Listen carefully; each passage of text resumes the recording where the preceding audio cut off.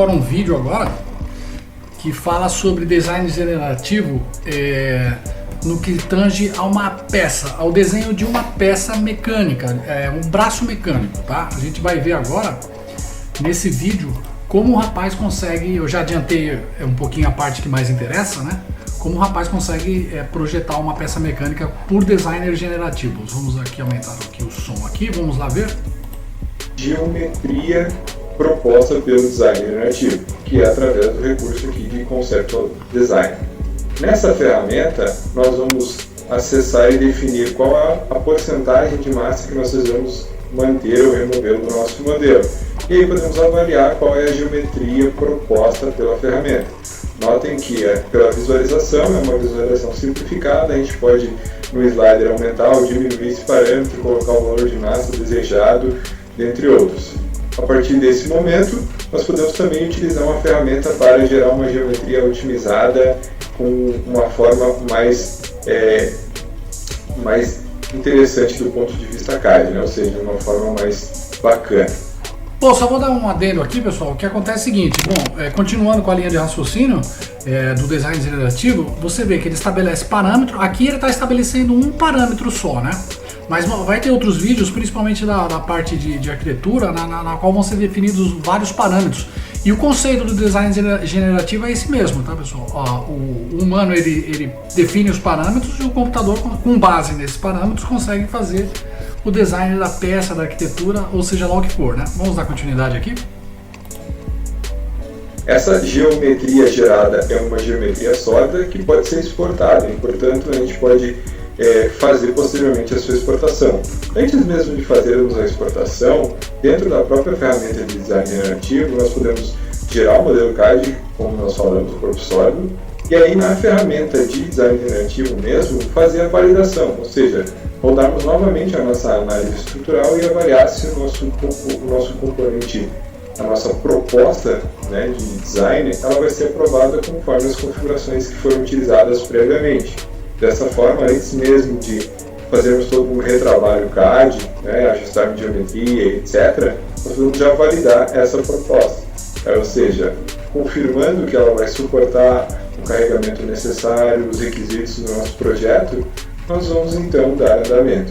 Nesse caso, a gente pode verificar que vai realizar esse pós-processamento da análise estrutural, avaliando deformação, tensões, locamentos, etc., fazendo o pós-processamento avançado da forma que a gente já é conhecido dentro da plataforma 3D Experience. Podemos ir.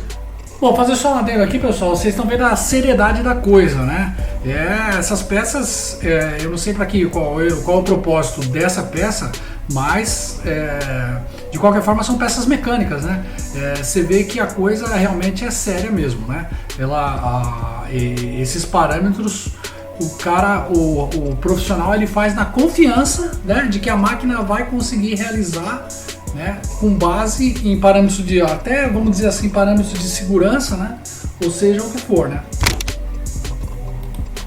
Digitar aqui os parâmetros para avaliar regiões de tensão máxima, mínima, etc. Tudo com base no nosso modelo gerado pela ferramenta de otimização, ou seja, sem nenhum trabalho braçal do usuário. A própria configuração dessa análise estrutural já vem pronta. Ou seja, nós precisamos apenas gerar um modelo e validar esse modelo. Com o modelo validado, a gente pode então fazer a exportação dele, né? Salvando dentro da plataforma e exportando. Voltando para o nosso modelo CAD, aqui agora a gente pode fazer então a avaliação. Bom, pessoal, você vê a validação, né?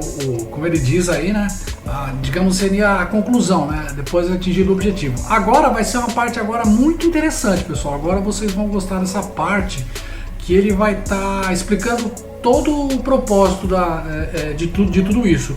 No caso aí, eu estou me adiantando um pouco, mas ele vai conseguir substituir, ou melhor, ele vai conseguir usar a proposta que ele fez, gerada pelo computador, no caso em uma peça só desse equipamento aqui, mas mesmo assim é interessante. Vamos rodar o vídeo aqui. Substituição do nosso componente, avaliar a estrutura como um todo, dentre outras possibilidades.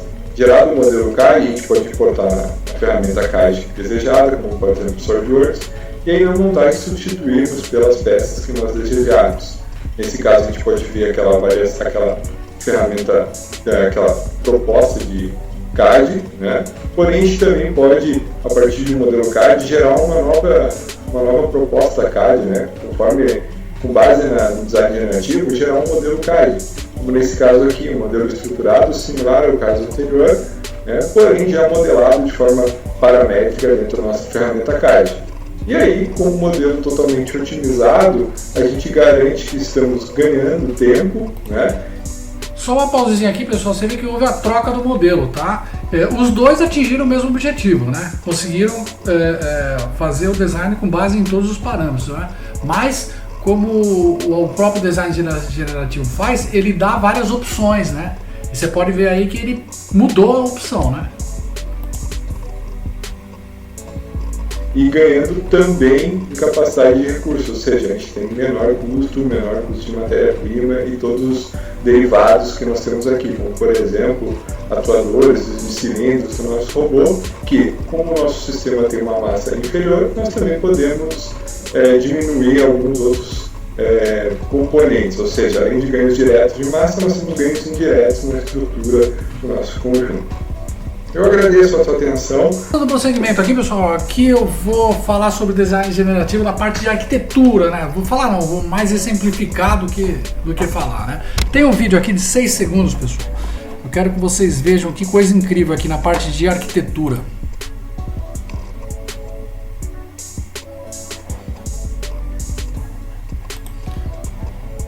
Deixa eu rodar de novo o vídeo.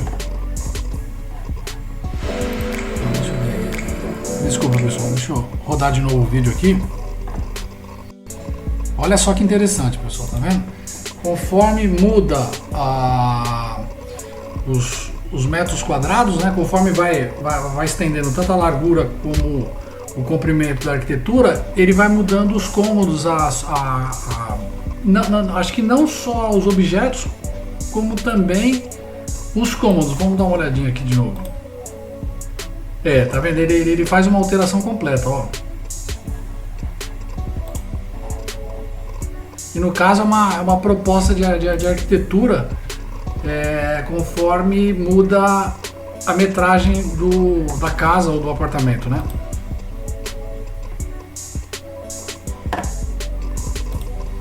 Tem um outro vídeo aqui de arquitetura, pessoal. A gente vai dar início aqui.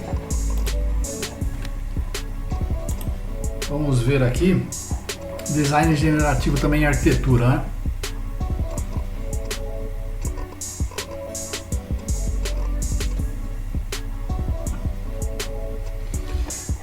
Vou dar uma acelerada nesse vídeo aqui, para a gente poder...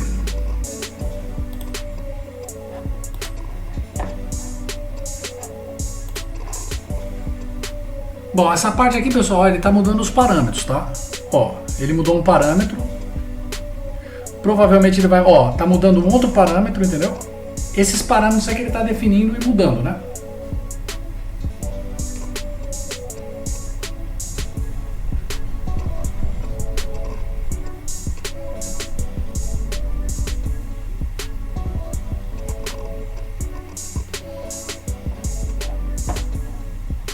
Esse vídeo aqui tá muito devagar, tá um pouco entediante, né? Mas vamos ver se ele acelera mais aqui pra gente não ficar marcando toco aqui.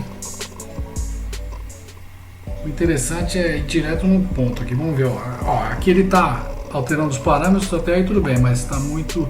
Deixa eu dar uma aumentada nele aqui, pessoal. Ó, aqui ele já conseguiu a visualização tridimensional aqui, né? Ó, ele consegue fazer interligação entre os componentes aqui, pessoal, através dessa ferramenta aqui, né? Vamos ver novamente a mudança de parâmetro lá, né? Eu quero ver na prática. Ó, tá vendo? Ó, uma outra proposta, né? Ele alterou a proposta totalmente, tá vendo? Através do design generativo, né?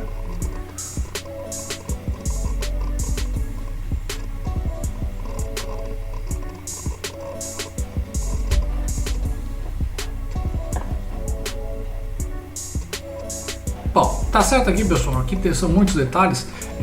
Eu vou falar de uma outra coisa, um design generativo feito para a construção de um website em tempo real.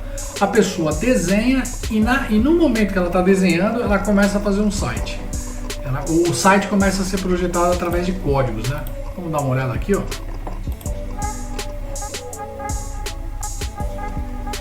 Olha que interessante, pessoal. Ele começa a desenhar, já começa a ser feito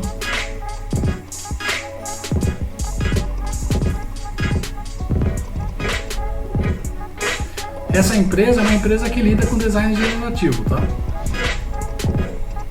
Ó, tá vendo? Já está começando a ser feito os códigos, né?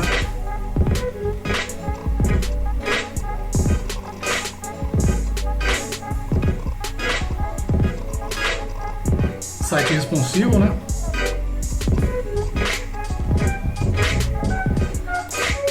Bom, agora a gente vai partir para um vídeo aqui que fala de arquitetura, que vai conseguir deixar a coisa mais bem explicada aqui no assunto do design regenerativo na área de arquitetura. Vamos lá? Várias outras possibilidades. Então, como funciona a lógica do design generativo? Ele funciona da seguinte forma: existe a relação entre o humano, que dita regras e padrões. Vou voltar um pouquinho aqui. Que abriram mão de você poder explorar várias outras possibilidades. Então, como funciona a lógica do design generativo? Ele funciona da seguinte forma: existe a relação entre o humano, que dita regras e padrões que devem ser obtidos de uma determinada amostra. Então, esse humano se relaciona com algoritmos de inteligência artificial que possuem capacidade de computação e de cálculo, e será obtido não apenas um produto em si, não haverá um modelo final, mas uma gama de opções que você poderá explorar e escolher aquela que seria mais eficiente dentro do seu propósito. Então, vou falar aqui um pouco de um exemplo de design generativo que eu utilizei em um projeto meu da faculdade. Esse projeto ele foi feito utilizando o software Rhino 6. Só dar uma pausa aqui, pessoal, para ver aqui, ó, uma coisa que ele falou que é super interessante. Olha a gama de possibilidades, né? Que você poderá explorar e escolher aquela que seria mais eficiente dentro do seu propósito. Então, vou falar aqui um pouco de um exemplo. É um leque enorme de opções design generativo que eu utilizei em um projeto meu da dentro faculdade. do mesmo contexto, né? Esse projeto ele foi feito Olha que utilizando legal. o software Rhino 6 e o Grasshopper, que é um plugin que, por meio de programação visual, ele permite produzir modelos paramétricos dentro do Rhino.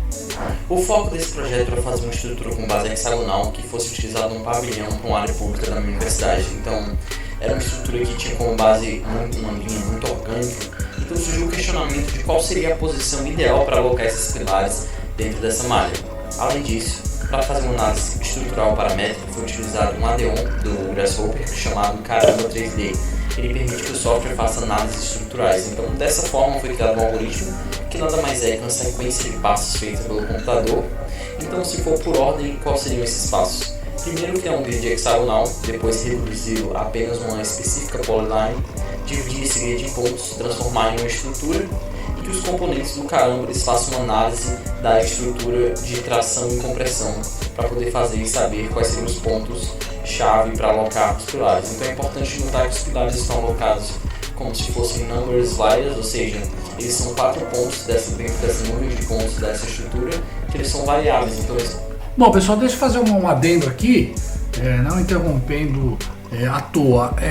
O design generativo, eu acredito assim, que ele a pessoa tem que ter uma proposta muito bem clara do que ela quer, tá? Porque senão pode ser até que ela acabe se frustrando, né? Eu acho que a pessoa tem que estar realmente sabendo exatamente o que quer projetar para a máquina poder saber, né?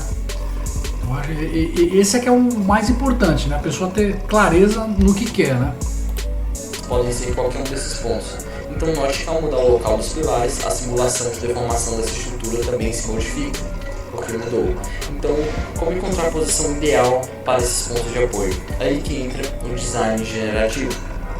Por meio do componente do Caramba, ele utiliza de um número, no qual é a deformação média da estrutura, que é liberada por esse componente. Então nós pegamos esse... Só uma coisa, eu vou dar uma volta aqui, pessoal. Eu achei meio engraçado uma coisa. Ele falou por meio do componente do Caramba. Não é do Caramba, o Caramba é o software, tá? Desculpa fazer esse adendo, pessoal. tá? Mas eu fiquei meio atento aqui, tá? Então vamos dar uma volta aqui pra gente não perder o fio da meada. Porque mudou. Então, como encontrar a posição ideal para esses pontos de apoio? Aí que entra o design generativo. Por meio de um componente do Caramba, ele utiliza de um número, no qual é a deformação média da estrutura, que é liberada por esse componente. Então nós pegamos esse número e ligamos a esse componente que fará essa busca pelas possibilidades da estrutura. Esse componente se chama Galápagos e é um componente que recebe um input, ou seja, um número que no caso é a deformação média da estrutura. Então esse componente é possível definir se ele buscará o maior número, ou seja, a maior deformação, ou o menor número, que é a menor deformação, porque no nosso caso temos que escolher o menor número, pois queremos que a estrutura deforme o menos possível. Então esse componente é ligado a variáveis, que no caso é a posição dos pilares. Então com todos esses elementos chaves prontos, podemos fazer com que o algoritmo funcione. Ele fará uma busca por todas essas possibilidades, tentando encontrar a melhor combinação dos pilares, que vão gerar por sua vez a menor deformação. Como vocês podem ver, os pilares estão se mexendo nesse preview, e eles estão testando todas essas possibilidades. Então quanto mais tempo o algoritmo funciona, mais refinado fica essa busca, então melhor fica o resultado. E dessa forma... Bom pessoal, eu não pude deixar de dar essa pausa aqui, fazer esse adendo. Essa parte é super, talvez ultra interessante, eu achei. Que o que acontece é como se fosse uma espécie de treinamento por inteligência artificial. Essa parte que ele falou aqui, eu achei super interessante, né? Esse refinamento, esse treinamento, porque não deixa de ser inteligência artificial, tá pessoal? A gente tá falando de inteligência artificial, esses algoritmos genéticos. E essa parte eu até resolvi voltar porque eu achei muito interessante e importante. Que vão gerar por sua vez a menor deformação. Como vocês podem ver, os pilares estão se mexendo nesse preview e eles estão testando todas essas possibilidades. Então quanto mais tempo o algoritmo funciona, mais refinado fica essa busca, então melhor fica o resultado. E dessa forma funciona o algoritmo, sendo um exemplo prático de como funciona o design gerativo. Então se você tem alguma dúvida sobre isso, deixe nos comentários, ou caso queira um vídeo explicando exatamente sobre esse algoritmo, ou mostrando completamente como criar do zero, comenta aí que a gente pode até ser um vídeo futuro do canal. É importante. Bom pessoal, essa parte aqui que ele falou é muito... tá aí uma parte que eu vou deixar aqui para vocês, o canal dele. Quem se interessa por arquitetura, eu vou deixar aqui, ó, chama Viés Arquitetônico, tá pessoal? Pode gravar aí, Viés Arquitetônico. Na verdade, eu não vou falar eu tive uma dúvida, mas eu não vou falar para ele, entendeu? Não me interessa estar perguntando para ele, mas é uma dúvida que pode, para quem está assistindo esse vídeo, que pode ficar para vocês e talvez entrar no canal dele e pode perguntar se vocês tiverem interesse em saber o que eu vou falar, qual é a dúvida que eu tenho, tá? Isso fica a cargo de vocês. Para mim não interessa saber, mas fica a cargo. Ele está dizendo aí que o algoritmo ele fica cada vez mais bem treinado, né? Então fica uma dúvida se pelo menos no caso da arquitetura se compensa pegar os últimos modelos criados, né? Porque se o algoritmo consegue ficar refinado, como em muita coisa a inteligência artificial faz, ela consegue refinar, ela consegue deixar as coisas melhores, porque a inteligência artificial ela age como se fosse um treinamento, tá pessoal? Então quanto mais treina, melhor ela fica. Então se compensa pegar os últimos modelos, pelo menos no caso da arquitetura, ou em outras coisas também compensa fazer ele gerar vários modelos e pegar os últimos, né? Tá aí uma dúvida extremamente importante, pessoal, tá? Que quem tá na área de arquitetura seria interessante entrar nesse canal aí, Viés Arquitetônico, e talvez até perguntar para eles, tá? Se compensa pegar os últimos que são os mais bem treinados, né? Tá certo, pessoal? Aqui, ó, tem esse site aqui chamado Fint3D, fint3d.com, né? Ó, ele fala aqui de design generativo em planta baixa, né? A gente já tem, se eu não me engano, a gente mostrou um vídeo aí de 15 segundos, né? De 6 segundos, parece, né? Então tá esse site aqui para quem quer dar uma olhadinha aí, né? Para quem é da área da arquitetura aqui, né? Outra coisa também, pessoal, tem mais um vídeo aqui que é interessante, que ele tá gerando um design generativo de um telhado. A gente vai botar para rodar aqui, ó. A superfície então agora eu posso também agora fazer o parcelamento de um objeto plano, tá? Então eu posso fazer a divisão do parcelamento nessa superfície, que seria o meu telhado. Essa divisão dessa superfície, ela está com uma divisão de 10 unidades por 10. Eu posso ainda ajustar os tamanhos aqui, né, diminuir o meu padrão, aumentar esse padrão que está sendo representado aqui, tá? Eu tenho as minhas elevações, mas ainda... Eu vou voltar só um pouquinho aqui, pessoal. Só para mostrar uma coisa aqui. Essa geometria, e vou fazer então agora a modelagem. Aqui ele pegou de comecinho da... Aqui, ó, aqui, esse aqui. Essa ideia.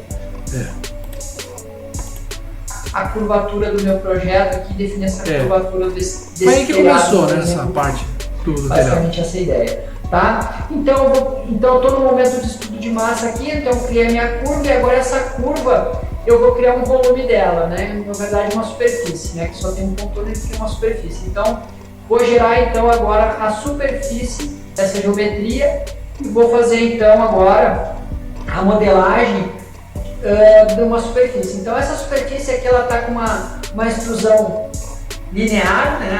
Ela é uma curva com uma extrusão linear. Eu posso ainda também fazer uma deformação ainda nessa minha trajetória, né? A partir daqui eu liguei o X-Ray, né? Que é uma função que ele me possibilita, e eu tenho uma trajetória reta, mas eu posso também mudar a trajetória e a curvatura desse telhado também, a partir da trajetória daquela extrusão que foi feita, ou também de um vértice que eu quero deformar minha superfície. Então eu tenho a manipulação direta, né? Com estudo de massa aqui a gente tem essa manipulação direta. Então eu tenho uma superfície, essa superfície então agora eu posso também agora fazer o parcelamento de um objeto plano, tá? Então eu posso fazer a divisão do parcelamento nessa superfície, que seria o meu telhado. Essa divisão dessa superfície, ela está com uma divisão de 10 unidades por 10. Eu posso ainda ajustar os tamanhos aqui, né, diminuir o meu padrão, aumentar esse padrão que está sendo representado aqui, tá? Eu tenho as minhas elevações, mas ainda eu percebo que eu não tenho volume ainda, né? É um elemento plano que foi definido ali. E a partir de agora eu posso trazer aquela família que, né, nesse meu ambiente que eu estou trabalhando, fazer a importação de uma família daquela trilha espacial e aplicar esse padrão aqui, né? Antes de mostrar isso, eu tenho outros padrões, né? Eu tenho o padrão quadrado aqui, mas eu tenho também nesse parcelamento outros padrões que eu poderia estar adotando para me representar, né, essa cobertura, né? Esses padrões eles estão disponíveis já na instalação aqui do parcelamento que a gente pode estar aplicando, né? Então eu tenho aqui alguns outros padrões só para demonstrar isso, padrão triangular e assim por diante. Posso definir.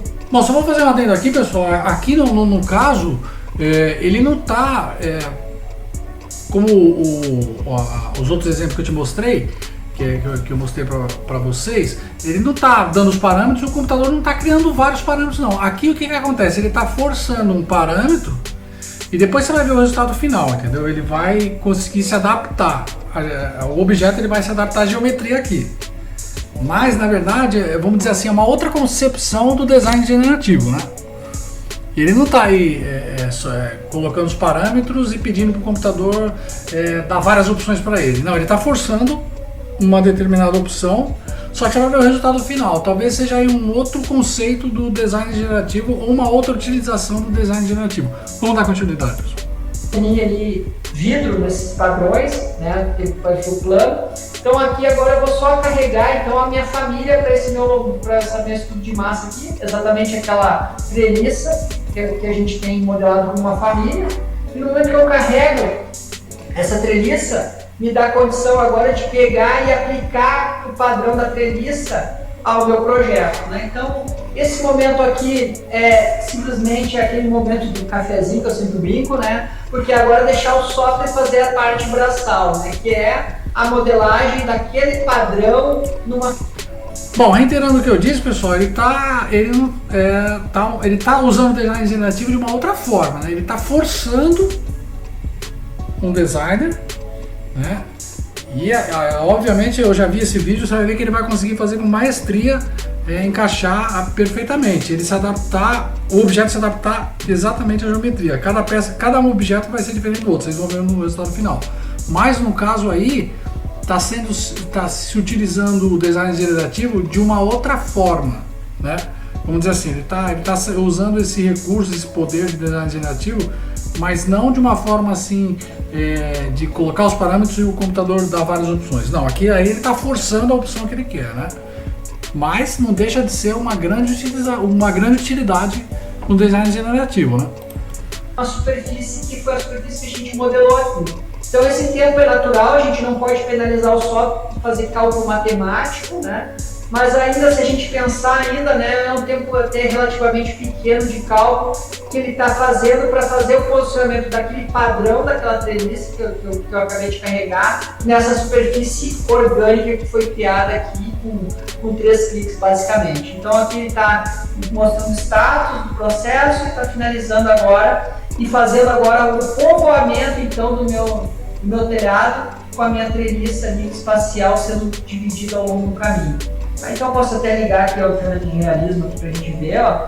Tá aí então meu telhado, né? Eu posso ter uma representação mais real agora da elevação do meu telhado que foi criado, né, a partir daquele padrão ali. Então é uma forma bem tranquila e levar então a nossa criatividade, a ideia do 3D colaborativo com o design generativo, elevar a criatividade a outro nível, né? Então é um conceito que a gente está abordando aqui, que pode estar sendo demonstrado. E visualizar então o telhado com uma aplicação desse padrão aplicado ali, tá? Então, bom, de qualquer forma, pessoal, também não deixa de ser uma utilidade muito forte, muito legal, muito bacana e muito útil, né? Tá certo?